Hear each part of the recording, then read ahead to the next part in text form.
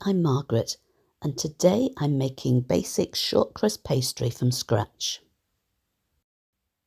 We made a lot of this when we were young, and we used to use half in half butter and lard. Today I'm using trex. It's much lighter. Now the best way to make a shortcrust pastry is to rub the fat into the flour with your fingers. Lifting it up lets air into the pastry and keeps it nice and light. These days I finish off with a mixer to make sure that every grain of flour is covered with the fat.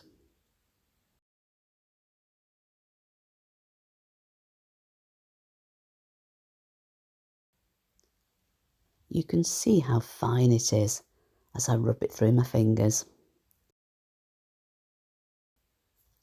This helps to make a nice short crumbly pastry.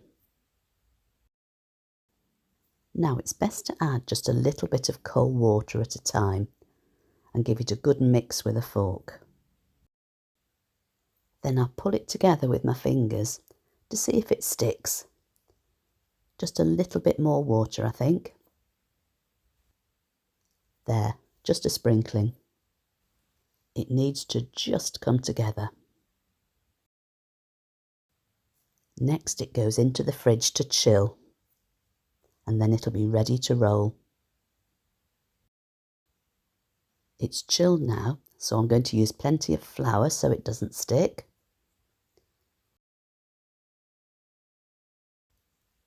A little on the rolling pin too, and then squash it little by little until it begins to roll flat.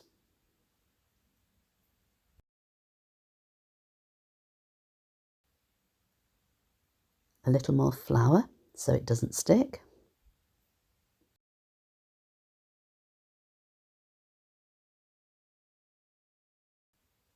Now if I'm making a tart out of this, I often cut the shape and leave the edges hanging over the sides and then chill it for a little while before cutting it to size. This helps to reduce shrinkage. Shortcrust pastry works well for savoury dishes, so I'll leave you with these little quiches. Thanks for watching. Catch you soon.